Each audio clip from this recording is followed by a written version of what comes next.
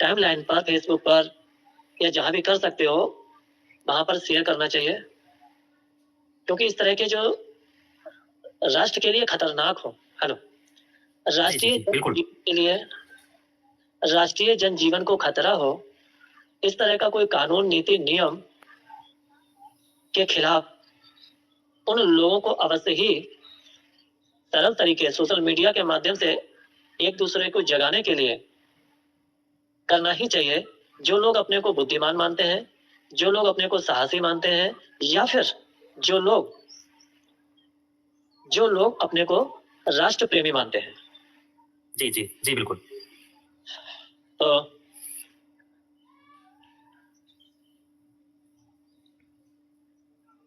आज का टॉपिक कहाँ से शुरू करना है, थोड़ा बताएं। हाल के समय में अभी हाल ही में यूजीसी ने उच्च शिक्षण संस्थानों में जातिगत भेदभाव को रोकने के लिए promotion of equity in higher education institution regulation act नहीं 2026 एक रूल्स है, नियम है भी, नियम रेगुलेशन कर सकते हैं इसको, लागू कर दिया है, जिसकी वजह से देश में काफी चर्चा रही है, क्योंकि इसमें बहुत सारी खामियां हैं और जो कि इसे बहुत समीक्षा के बाद लागू करना था कि दो पक्षों के बीच काफी इसमें मतभेद हो सकता है, लेकिन ये नहीं देखा गया और इसमें जातिगत भेदभाव को रोकने के लिए प्रयास किया गया था, लेकिन जातिगत भेदभाव को एक पक्ष ही रखा गया। क्या दूसरा पक्ष जातिगत भेदभाव का शिकार नहीं हो सकता? इस पर भी बहुत सारे सवाल होंगे, बहुत सारे इस पर जवाब आएंगे, सामने वाले कमेंट में भी लोग करेंगे, लेकिन इसमें सवर्ण और निम्न वर्ग के बीच में एक खाई खड़ी करने की कोशिश की गई है, जो कि कोशिश की गई, निश्चित तौर पर कोशिश की गई, इसको नहीं छुपा सकते। जो कमी है, जो इस नियम में कमी है, जो नियम को यूजीसी ने लागू किया और बनाया और सरकार ने इसे लागू किया, उसमें बहुत सारी कमियां हैं और इससे शिक्षण संस्थाओं में जो ये बनी हुई है, कॉलेज, यूनिवर्सिटीज, हॉस्टल्स, जितने भी हायर एजुकेशन के हैं ये सारी चीज, वहां पे जहां लड़के जाते हैं वहां पे मतभेद होना, मनभेद होना, ये तो सदैव से चला आ रहा है। लेकिन अगर अब किसी ने इस तरह की किसी प्रकार की कार्यवाही है तो आगे कदम बढ़ाया, तो उच्च कैटेगरी अर्थात कहे तो जनरल से रिलेशन है, जनरल वर्ग के बच्चों के लिए यह बहुत घातक सिद्ध हो सकता है। इससे मित्रता, दोस्ती और आपसी हंसी मजाक में भी अब लोग बहुत सोच समझ के ही करेंगे।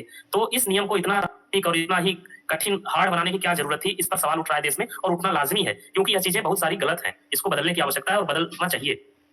इसी पे आज हम लोग का डिबेट है और इस पे बहुत सारे इसमें अच्छे इस पर परिणाम निकल के सामने आएंगे। इसमें ये जो है, ये लागू किसके इशारे पर हुआ है, या कौन लाया है? देखिए, ये यूजीसी है, विश्वविद्यालय अनुदान आयोग।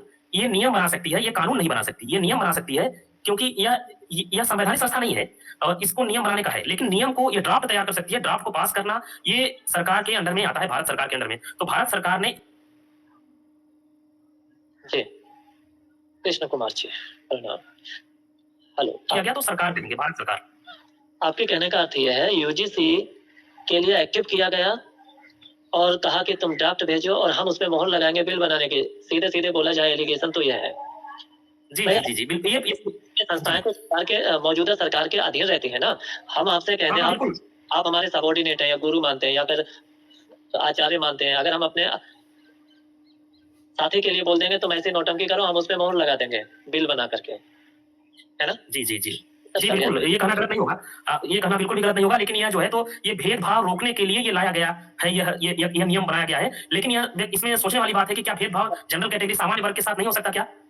एक चीज हम आपको बहुत इंटरेस्टिंग बात बताना चाहते हैं। हम इलाहाबाद यूनिवर्सिटी में जब उस टाइम पे पढ़ रहे थे, वहां से तो जिस हॉस्टल में रहते थे, वहां पे एससी वर्ग कहे तो ज्यादा जनसंख्या थी उस हॉस्टल में। तो जब रैगिंग हुई थी या तो होती थी, तो क्या अभद्रता क्या जनरल के साथ नहीं होता था? होता था, अधिकतर होता था, अक्सर होता था, क्योंकि वहां पे जिसकी संख्या ज्यादा थी वो निचले दर्जे के, अगर कहा जाए कि निम्न वर्ग के व्यक्तियों द्वारा थी। तो ये देखा जाए कि किसी वर्ग को बांट कर देखना कि अपराध उसके साथ हो सकता है, इसके साथ नहीं, तो ये गलत बात है। अब थोड़ा हम अपने लोकल स्टाइल में बोल देते हैं। मैं शुरू से ही, मेरे 3000 से ऊपर वीडियो है और मुझे नहीं लगता है कि किसी वीडियो में हमने पूरे मन से कभी नरेंद्र मोदी की तारीफ हो, क्योंकि मैं मनोविज्ञान को व्यक्ति के पहनोड़ से, मैं व्यक्ति के बोलचाल से, उसकी लाइकिंग एंड डिसलाइकिंग से, मैं मनोविज्ञान को बहुत अच्छे से पढ़ना सीख गया हूँ। वो व्यक्ति, मैं पहले से कहता हूँ दर्शकों, ये नरेंद्र मोदी पहले तो हिंदू मुस्लिम के नौटंकी पर ये आया, हिंदुओं के लिए गुमराह किया। उसमें भी देखना, मैं खामियां गिनाऊंगा। सबसे बड़ी बात ये, नोटबंदी करके अपनी माँ को 80 साल की बूढ़ी माँ के लिए, 100 साल की बूढ़ी माँ के लिए, जो एक प्रधानमंत्री होकर के लाइन में कर दे, माने नौटंकी का पात्र बना दिया उसने, कि ताकि लगे कि नरेंद्र मोदी प्रधानमंत्री की अम्मा कितनी जो है सादगीपूर्ण है। माने इस्तेमाल किया हिंदुओं को भावुक बनाने के लिए कि मोदी महान है। पहली नौटंकी इसने किया जब वो संसद में जाने को थे, लोकसभा कहते हैं क्या, संसद कहते हैं, वहां मस्तक जी टेक संस्कृत के पाठ जी जी जी वो बिल्कुल मस्तक टेक करके जो है पाखंड किया, तो मैं समझ गया, डाउट के घेरे में उसी समय आ गया कि ये अति हो रही है। क्या हो रही है? क्योंकि जब कोई ज्यादा विनम्र बनने की कोशिश करता है, कोई दुष्ट आदमी, रामायण में कहा है कि नवन नीच की अति दुखदाई, जिम धनु अंकुश उरग बिलाई। अगर कोई नीच आदमी, नीच का मतलब भंगी चमार से नहीं है यहाँ पर, हेलो, नीच का मतलब वो है, नीच का मतलब वो है जो दूसरों को मूर्ख बना करके अपने कार्य को सिद्ध करना चाहता है। इन के इन प्रकार हैं, हेलो। तो नरेंद्र मोदी ने जब वहां पर मस्तक टेका, तो रामायण में गोस्वामी तुलसीदास ने कहीं की नीति को अपने शब्दों में कहा है कि नवन नीच के अति दुखदाई। अगर नीच आदमी तुम्हारे आगे झुक रहा है, ज्यादा नमस्ते कर रहा है, चापलूसी कर रहा है, तो समझो ये बहुत बड़ा खतरनाक आगे सिद्ध होगा जाकर के।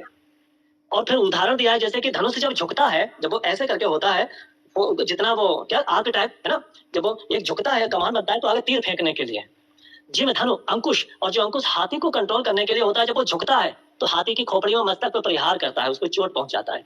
जिम धनु अंकुश उरग बिलाई। उरग का मतलब होता है सांप। सांप जब तक ऐसे खड़ा है, देखो सामने देखिए, जब तक ऐसे खड़ा है तब तक खतरा नहीं है।